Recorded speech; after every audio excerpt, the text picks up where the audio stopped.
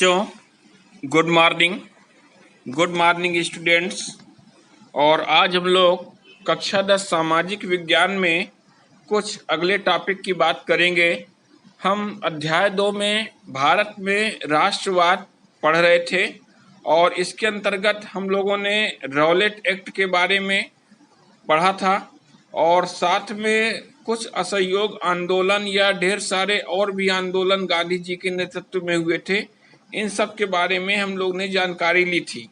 आज हम लोग थोड़ा सा बात करते हैं इस सविनय अवज्ञा आंदोलन के बारे में कि सविनय अवज्ञा आंदोलन क्या था और इसके प्रमुख कारण क्या थे। तो सबसे पहले ये जानते हैं कि क्यों चलाया गया ये सविनय अवज्ञा आंदोलन, क्या कारण थे इसमें।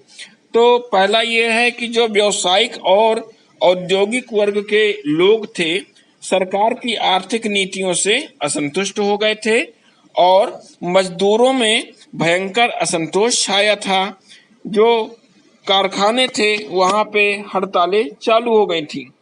इसके अलावा भारत में जो आर्थिक स्थिति थी वो शोचनीय हो गई थी।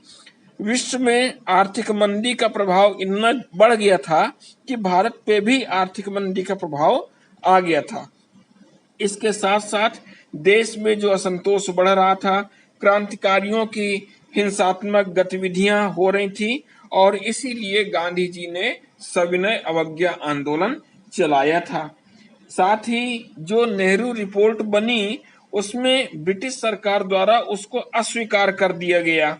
तो इससे क्या हुआ कि अब जो भारतीय नेता थे उनमें और आक्रोश की भावना आ गई और आंदोलन ही एक ऐसा उपाय था जिसमें अपनी मांगों को पूरा किया जा सकता था। अब इसमें ये भी हम लोग देखते हैं कि जो सविनय अवज्ञा आंदोलन था इसकी मुख्य रूप से विशेषताएं हमको क्या मिलती हैं। तो इसमें क्या हुआ कि जो हजारों लोग थे उस समय प्रदर्शन उन्होंने शुरू किया और शराब की दुकानों में पिकेटिंग होने लगी थी।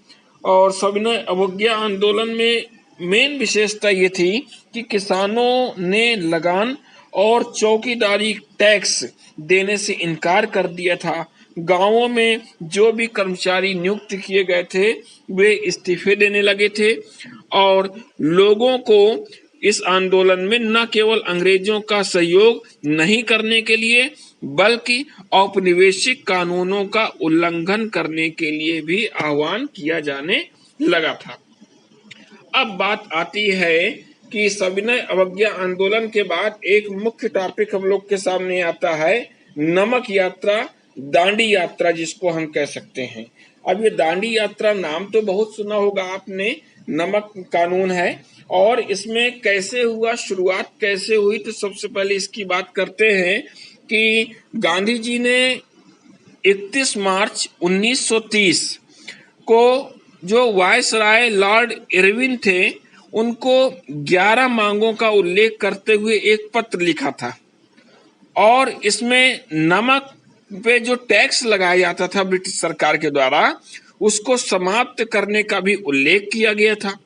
और नमक क्या थी, अमीर हो या गरीब हो सभी के लिए भोजन का ये अभिन्न हिस्सा था। नमक पर टैक्स और उसके उत्पादन पर जो सरकारी साझेदारी थी, हिस्सेदारी थी, उसमें महात्मा गांधी ने ब्रिटिश सरकार द्वारा भारतीयों का उत्पीड़न उन्होंने बताया और इरविन द्वारा मांग जब अस्वीकार कर दी गई तब गांधी जी ने अपने 78 जो समर्पित सहयोगी थे उनके साथ में गांधी जी ने नमक की यात्रा शुरू की। और फिर इसके बाद जैसे जैसे हम आगे बढ़ते गए और ये यात्रा साबरमती से लेकर के गांधी जी की आश्रम से 240 किलोमीटर दूर दांडी नामक गुजराती जो तटीय हिस्सा है वहां पे एक छोटा सा गांव था दांडी, वहां पे ये यात्रा खत्म होनी थी। इसीलिए इस पूरे आंदोलन, इस पूरे मूवमेंट को हम लोग दांडी मार्च के नाम से भी जानते हैं। और गांधी जी की टोली ने 24 दिन तक हर रोज लगभग 10 मील का सफर तय किया था और इसके बाद जो है वो पहुंच गए वहां पे और रुकते हजारों लोग उनको सुनने आए वहां पे। और इन सभाओं में गांधी जी ने स्वराज का अर्थ स्पष्ट किया, आह्वान किया कि शांतिपूर्ण तरीके से अंग्रेजों की अवज्ञा करें।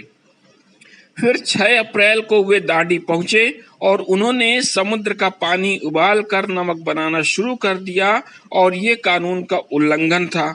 हजारों लोगों ने नमक कानून को तोड़ा और सरकारी नमक कारखाने के सामने प्रदर्शन किए गए। इसके बाद आंदोलन ज्यादा तेजी से फैला तो विदेशी कपड़ों का बहिष्कार किया जाने लगा, शराब की दुकानों की पिकेटिंग होने लगी और किसानों ने लगान और चौकीदारी कर चुकाने से भी इनकार कर दिया। गांवों में जो कर्मचारी थे वो अपना त्यागपत्र देने लगे। इन घटनाओं से ब्रिटिश सरकार ने कांग्रेसी नेताओं को गिरफ्तार करना शुरू कर दिया और सरकार के दमन के चक्र से बचने के लिए गांधी जी ने फिर सविनय अवज्ञा आंदोलन वापस ले लिया। तो इस तरह सविनय अवज्ञा आंदोलन और नमक यात्रा ये दोनों एक दूसरे से रिलेटेड ही हैं। तो आज हम लोगों ने 2 चीजें देखी, सविनय अवज्ञा आंदोलन के बारे में और दांडी यात्रा के बारे में, नमक कानून के बारे में। और इस टॉपिक को आप लोग क्लियर कर लीजिएगा, अपने नोट्स बना लीजिएगा और इसके बाद हम लोग अगले टर्न में कुछ और भी टॉपिक पे डिस्कस करेंगे।